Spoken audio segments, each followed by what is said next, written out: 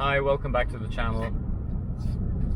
Today you have joined me in yet another car. As you know from my previous video, maybe it's part of this video or a longer series of videos, I'm in the search for a new 4x4 for myself that I can use to tow the 911 and drive it around Europe. Also for myself to go on to long journeys. So the thing with the 911 is it's a great car. It's an all-rounder, it's an amazing daily, but it's not that great for when it comes to doing very long journeys and trips like the ones I do, where you're traveling 2,000-3,000 miles in 1 week, sometimes even 4 or 5, and then you need different types of clothes, shoes, other gear, and then the car is completely packed. So I thought I want something a bit bigger.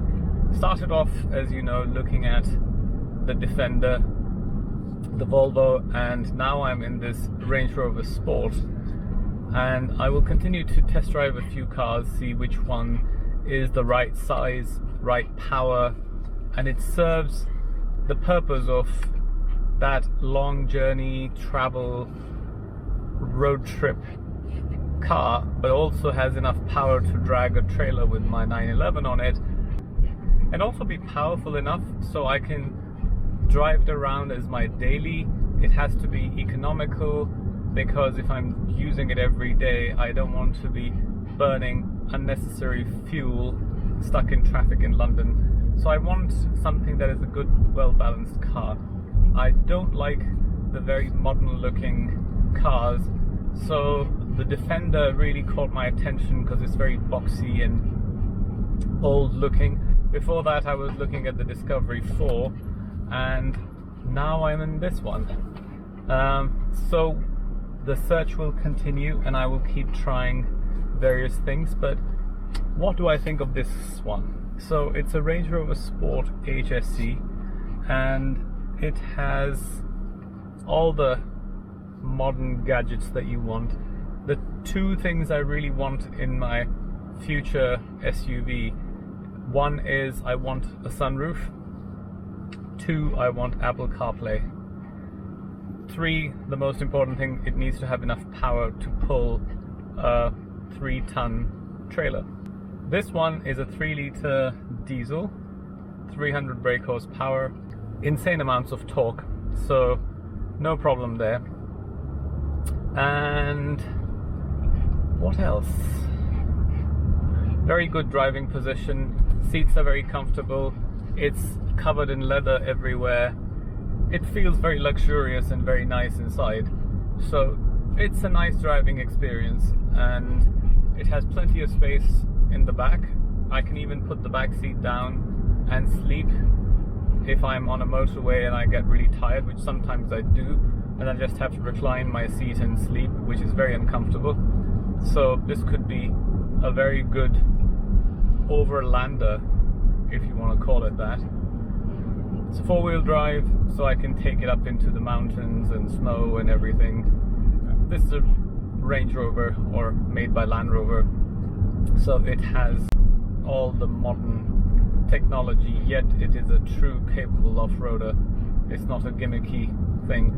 Even now I'm sitting so high up. I mean, I've lowered my seat all the way down, because if I raise it even more, I end up almost near the roof and I feel like I'm driving a truck. This one, I feel like I'm driving a bus. If you've watched my previous videos, you know I've had 2 Range Rovers. One was a Sport and one was the Vogue. But it's been, what, 5 years since I sold my last Vogue, so I kind of forgot what it feels like to be sitting so high up, and this driving position that's very famous for Range Rovers. So we shall see what this one does. At the moment I've got this car for the weekend, so I can just drive it around, take it easy, live with it for a few days and see what I think. Initially I wanted a light color interior. But the more I look at this, I think this is probably the right combination, because it's light on the sides and the dashboard, but the seats themselves are black. So with the dog, and because I'm going to use this as a real workhorse, I don't want it to get dirty every day and then have to scrub the seats and all that. In the black one, if it's dirty, you can't really see it until you take it to the car wash and then they clean it for you. I started recording and then I completely forgot where I was going. I ended up going somewhere completely in the wrong direction to where I was supposed to go. Ended up in this slightly dodgy neighborhood, but now I know where I am, so I will head back. Welcome back to the Range Rover once again.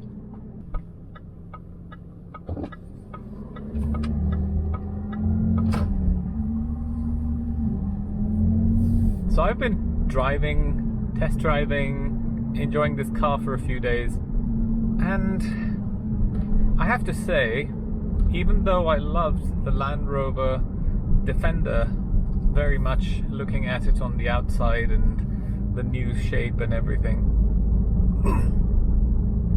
this car beats it because it's luxurious, it's powerful, it has all the electronics and gadgets and everything that I could ask from a 4x4. It's very nippy, as in fast. I think 0 to 60 in 6 something seconds. Even if it's 7 or 8, it doesn't matter, because I love the build-up, the way this car pulls and then keeps going. I miss those naturally aspirated engines, and it's almost like driving a naturally aspirated engine, even though it's a twin turbo, I think. But it just feels so nimble and so quick.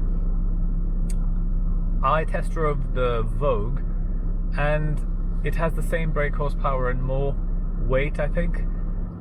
It felt a bit heavy, and it felt like a big, huge beast. And that's how I felt with my old one, the 4.4 litre diesel engine, V8, I think it was. It was slower than my 3 litre Range Rover Sport, and I think I'm feeling the same in this one, that if you buy a 3 litre engine of the Sport compared to the Vogue, this is a better option.